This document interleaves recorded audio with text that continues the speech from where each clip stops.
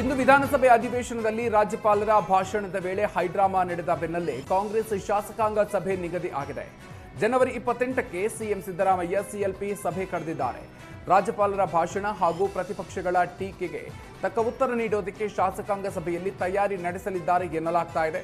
ಜನವರಿ 28ರಂದು ಸಂಜೆ 6:30ಕ್ಕೆ ಬೆಂಗಳೂರಿನ ಖಾಸಗಿ ಹೋಟೆಲ್ನಲ್ಲಿ ಸಿಎಲ್ಪಿ ಸಭೆ ನಡೆಯಲಿದ್ದು, ಕೈ ನಾಯಕರು ರಾಜ್ಯಪಾಲರ ನಡೆಯ ವಿರುದ್ಧ ಒಗ್ಗಟ್ಟು ಪ್ರದರ್ಶನಕ್ಕೆ ಪ್ಲಾನ್ ಮಾಡಿದ್ದಾರೆ ಎನ್ನಲಾಗ್ತಾ ಇದೆ.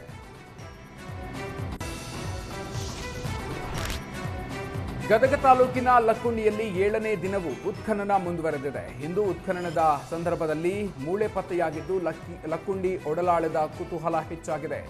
ಇನ್ನು ನಿಧಿ ಸಿಕ್ಕ ರಿತಿ ಕುಟುಂಬದ ಪ್ರಾಮಾಣಿಕತೆಗೆ ಇದೀಗ ಪ್ರತಿಫಲ ಸಿಕ್ಕಿದೆ. ಗ್ರಾಮ ಪಂಚಾಯಿತಿ ರಿತಿ ಕುಟುಂಬಕ್ಕೆ 30-40 ಅಳತೆಯ ನಿವೇಶನ ನೀಡೋದಕ್ಕೆ ಒಪ್ಪಿಗೆ ಸೂಚಿಸಿದೆ. ಲಕ್ಕುಂಡಿಯ ಮಾರುತಿ ನಗರದಲ್ಲಿ ನಿವೇಶನ ನೀಡೋದಕ್ಕೆ ನಿರ್ಧರಿಸಿದೆ. ನಿಧಿ ನೀಡಿ ಪ್ರಾಮಾಣಿಕತೆ ಮೆರೆದಿದ್ದ ರಿತಿ ಕುಟುಂಬಕ್ಕೆ ಸನ್ಮಾನ ಮಾಡಲಾಯಿತು. ಜೊತೆಗೆ ನಿಧಿ ನೀಡಿದ್ದ ಬಾಲಕ ಪ್ರಜ್ವಲ್ಗೆ ನೌಕರಿ ನೀಡುವ ಬಗ್ಗೆಯೂ ಪ್ರಸ್ತಾಪಿಸಲಾಗಿದೆ.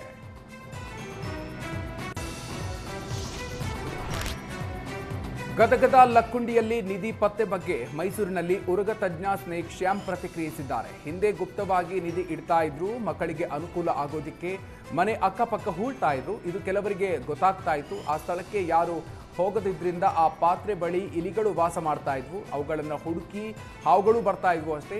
ಆ ಜಾಗ ಅಗಿಯುವಾಗ ತೊಂದರೆ ಆಗಿ ಹೆಡೆ ಎತ್ತಿರತ್ತೆ. ಅದು ತನಗಾದ ಪರಿಸ್ಥಿತಿಗೆ ಎಚ್ಚರಿಕೆ ಅಷ್ಟೇ. ಹಾವಿಗೆ ಯಾವುದೇ ನಿಧಿ ಗೊತ್ತಿರಲ್ಲ. ಅವರಿಗಾಗಿ ಸಂಪತ್ತು ಕೂಡಿಡುವ ಪ್ರಮೇಯವೇ ಇಲ್ಲ. ಅದಕ್ಕೆ ತಣ್ಣನೆ ಬೆಚ್ಚನೆ ಜಾಗ ಬೇಕು. ಅದಕ್ಕಾಗಿ ಅಂತ ಸ್ಥಳದಲ್ಲಿ ವಾಸ ಮಾಡ್ತಾ ಇರತ್ತೆ. ಇದನ್ನು ಬಿಟ್ಟು ಅದಕ್ಕೆ ಯಾವ ನಿಧಿ ಕಾಯುವ ಪ್ರಮೇಯ ಇಲ್ಲ ಅಂತ ಹೇಳಿದರು.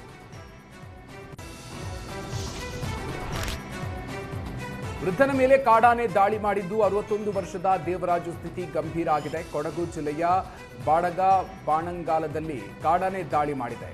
ತೋಟದ ಕೆಲಸಕ್ಕೆ ಹೋಗ್ತಾ ಇದ್ದಾಗ ಕಾಡಾನೆ ದಾಳಿ ಮಾಡಿದೆ. ಎಡಗಾಲಿನ ತೊಡೆ ಮೂಳೆ ಮುರಿತ ಒಳಗಾಗಿದ್ದು, ಗಾಯಾಳುವನ್ನ ವಿರಾಜಪೇಟೆ ಆಸ್ಪತ್ರೆಗೆ ದಾಖಲಿಸಿ ಚಿಕಿತ್ಸೆಯನ್ನು ನೀಡಲಾಗ್ತಾ ಇದೆ. ಇನ್ನು ಸ್ಥಳಕ್ಕೆ ಅರಣ್ಯ ಅಧಿಕಾರಿಗಳು ಭೇಟಿ ನೀಡಿ ಪರಿಶೀಲನೆ ನಡೆಸಿದ್ದಾರೆ.